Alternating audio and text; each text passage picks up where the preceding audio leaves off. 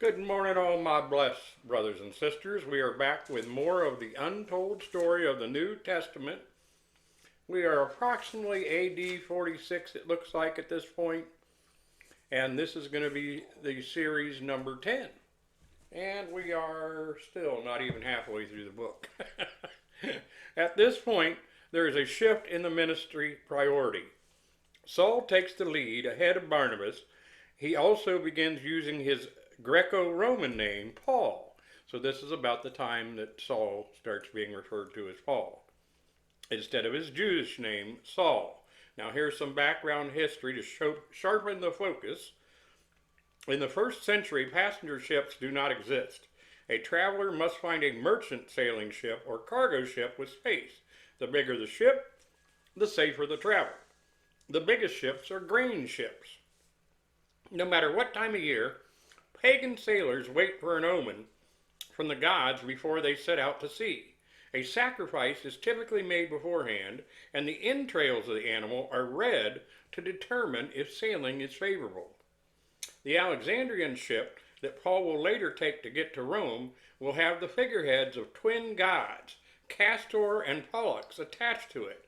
The pagans believe these gods provide protection from the storm. And I know I keep saying this, but I don't know about you guys, but as I was reading the Bible, I had no idea the background behind this, what was going on. This gives you a whole new light.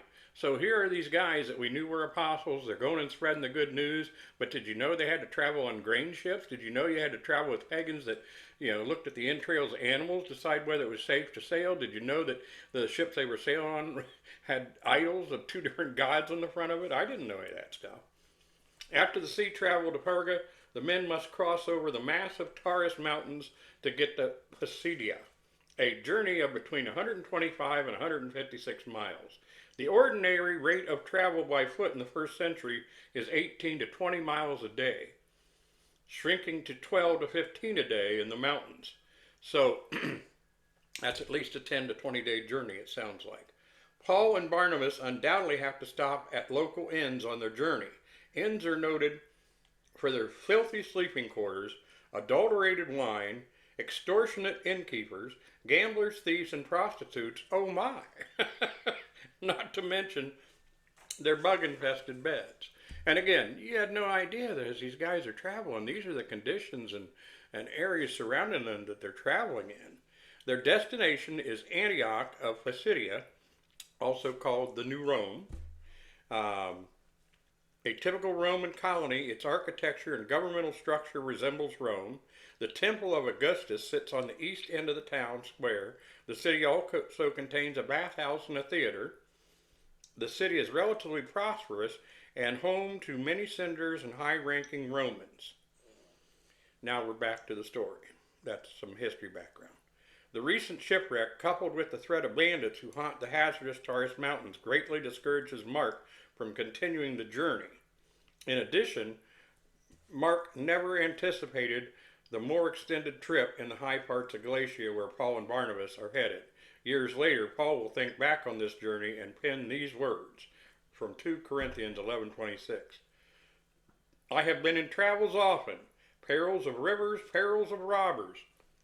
But again, without studying this background, we had no idea of what extent that really meant. All this causes Mark to become homesick, so he heads back to Jerusalem. Paul, however, views Mark's departure as an unfaithful abandonment. In addition to all these setbacks, Paul is still sick. We're now at AD 47 to 48. A kingdom community is planted in Antioch of Pisidia. When Paul and Barnabas arrive in the region of Pisidia, they stop at the Roman colony called Antioch of Pisidia. Now we're back to sharpening the focus on some background history again. The Romans divided the political province of South Galatia into the following regions: Pisidia, Laconia, and Phrygia. Antioch of Pisidia is located in what is today west central Turkey. So some other interesting facts. Pisidia Antioch is a civil and administrative center of Galatian province. The intellectual section of the city is Greek, while most of the population is Phrygian. The Phrygians are nonviolent and unwarlike people who have been subject to other races for centuries. Greek as well as Persian is spoken in Pisidian Antioch. A well-established minority of Jews live there, since it appears there is only one synagogue in the city. Back to the story. When they arrive in the city, they seek out the synagogue community. They are probably housed by a fellow Jew instead of an inn. On the Sabbath, Paul and Barnabas visit the local synagogue and sit down on one of the stone benches along the walls.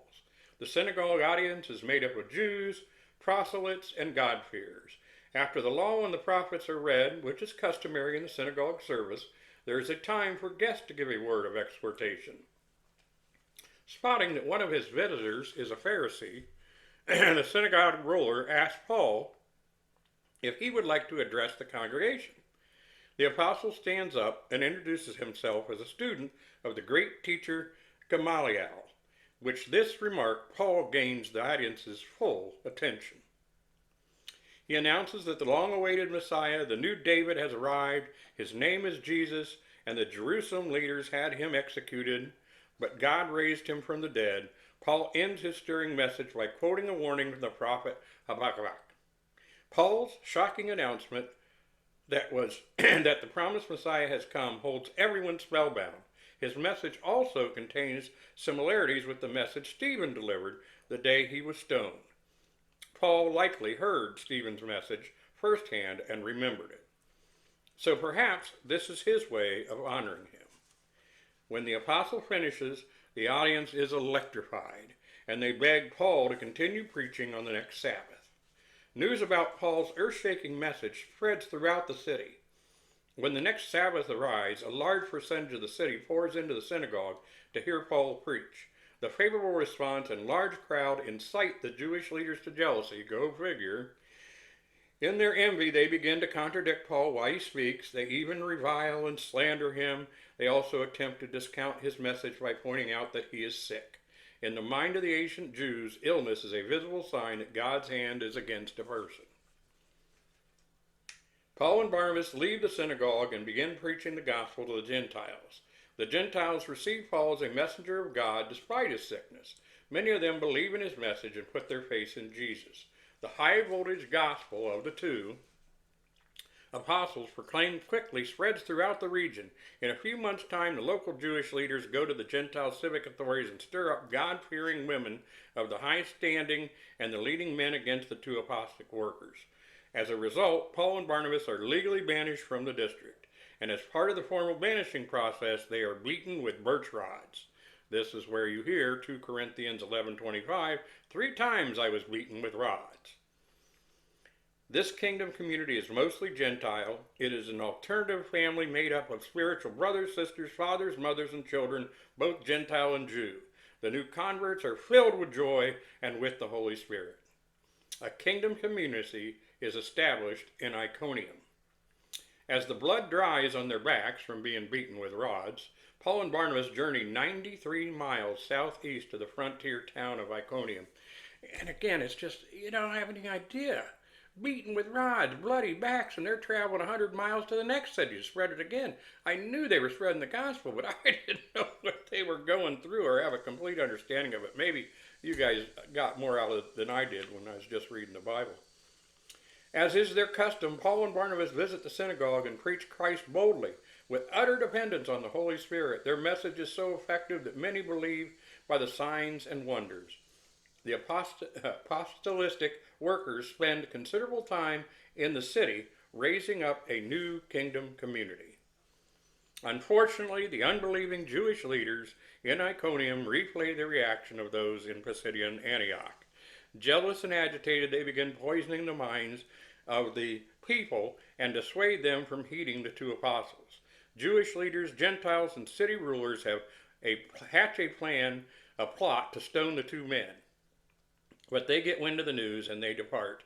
As they depart Iconium, they leave behind a kingdom community, the body of Jesus Christ, that expresses God's image and authority.